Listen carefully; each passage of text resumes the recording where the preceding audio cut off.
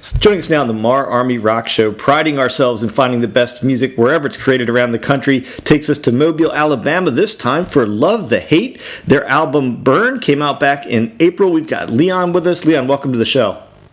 Hey, thanks for having me on, Rocky. Hey, I've been enjoying your music all day, getting ready for the interview. So, and I'm learning about your band. So give me a brief history of the band. How long have you guys been around, and a little of the story behind the band? Okay, well, we've been around for a little over 3 years. We got formed in 2015. It was kind of funny how we joined together. So we were all already in relatively established local bands in the area that all had followings. So we kind of, in a way, formed like a local supergroup because we weren't necessarily happy with our current band situations. Way I ended up actually personally joining the band is my guitar player Frank Killian had come to one of my rehearsals for my old band because Love the Hate had pretty much been formed. They just hadn't found a solid bass player yet. And he came into one of my rehearsals and just took one look at me and watched me play and said, I want that guy kind of a la Metallica and Cliff Burton. At least that's what I like to compare it to make myself feel good. And within a month, I was playing my first show with Love the Hate, and we've done a lot of things that we're proud of. Opened for some major names, and started to build a name for ourselves. And essentially all on our own. And yeah, man, we're really proud of the things we've been doing. So I mentioned you released Burn back in April. Tell us a little bit about what the journey of making that record was, and who produced it and where you recorded it, that kind of stuff. Man, it was such a great experience making this record. A lot of the songs that are on this album, like I said, we've been together for 3 years. All of the songs that are on this album are songs that we've been playing for 3 years, and then we got with our new management, Mr. Paul Crosby, and he was like, "Hey, I need a record." We were like, "Hey, you're in luck. We have a record. We just got to record it."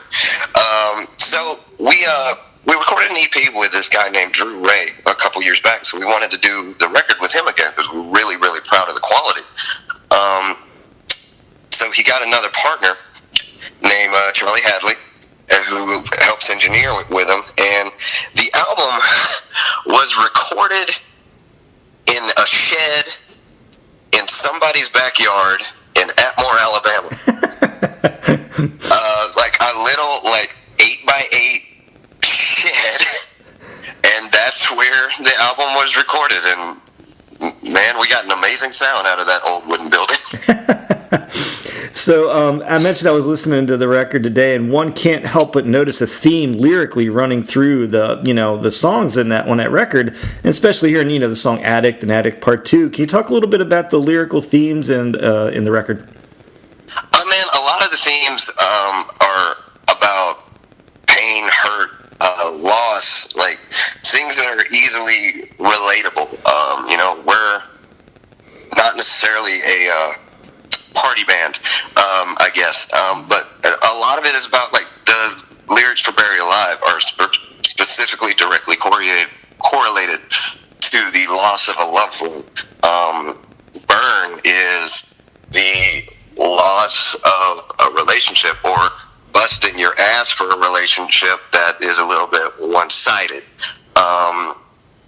Addict is obviously about drug addiction and losing someone from drug addiction, which we actually just filmed a music video for Addict that we are planning on a release date for November 9th for that video to come out. So a little less than a week.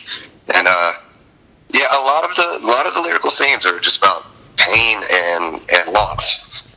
Now, it's funny you mentioned the video. I was going to ask you about that next. So you got a music video for Addict coming out. Without spoiling it, what can you tell us about the video? Share a little bit just to tease it for us. So it's I don't really want to go over the plot of it too much, but I mean, it is telling a story that are along the lines of the lyrical themes about someone dealing with drug addiction. A funny story about the video shoot, though. We just filmed the video not yesterday, but the Friday before, and the lead actress that we had set to play the lead part in the video ended up bailing on us. give her a shout out. My wife stepped up and played the lead role of the video with no acting experience at all. So when the video drops, the hot ass redhead that's playing the lead in the video, that's my wife. So hands off.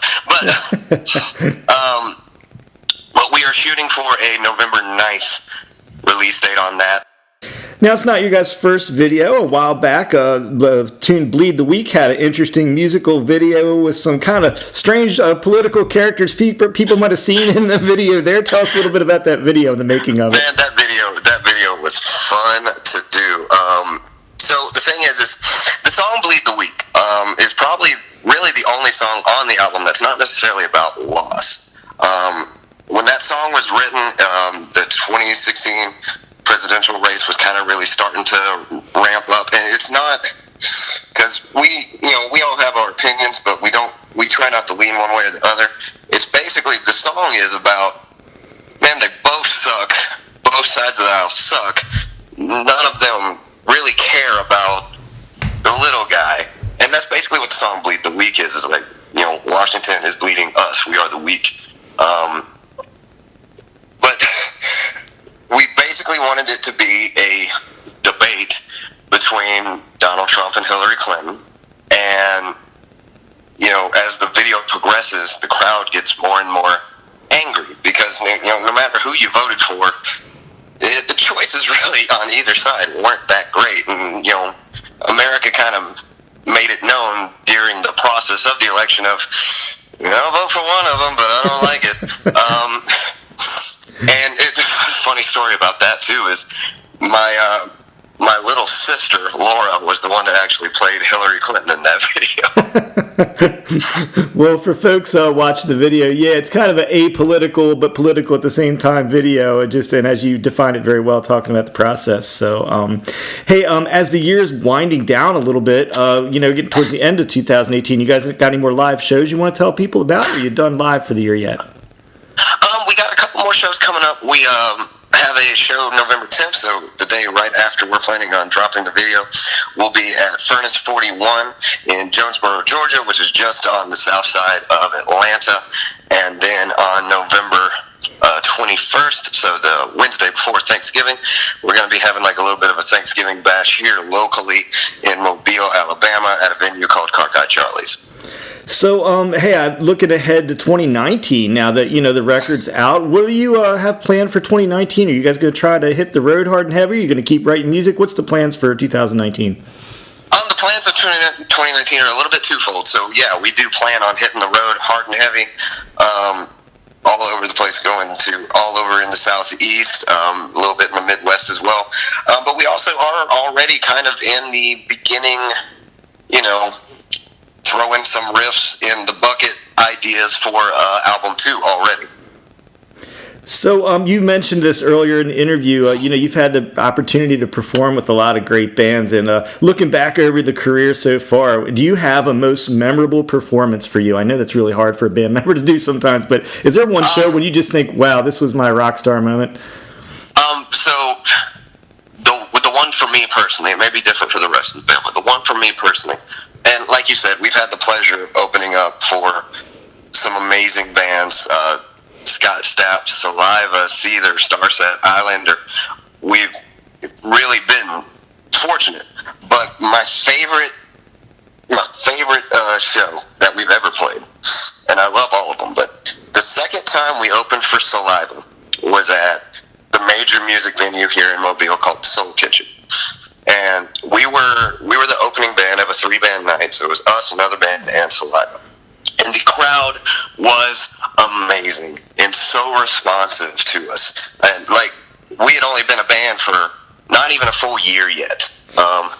But they were just so responsive to us. They absolutely loved us. My singer jumped in the middle of the crowd. Everybody was jumping up and down with him. It was an amazing moment. And man, I don't want to come off as conceited, but we kind of blew the second band completely out of the water. When they started playing, half the crowd moved away from the stage to come talk to us at the merch table. And it was an amazing night. So many compliments, so many friends were made. some unfortunate things were signed that night, and it was that show that made, I've been playing music for at least half my life now, but it was that show that cemented in me, I'm doing something good here. I'm doing the right thing. And it was an amazing show.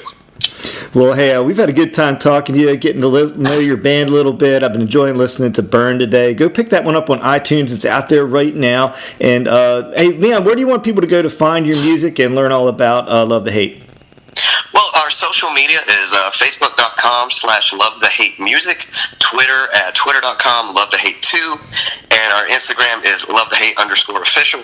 Also, to find our music, like you said, Rocky, on iTunes, Apple Music, streaming on Spotify, Google Play, Rhapsody, and on YouTube as well for those music videos. And physical copies of the CD are available at any show that you come to. That's awesome, man. So you're not going to have a hard time finding them. They're Love the Hate out of Mobile, Alabama. Hey, Leon, thanks so much for being on the show, man. We really appreciate it. Absolutely, Rocky. Thank you for having me today.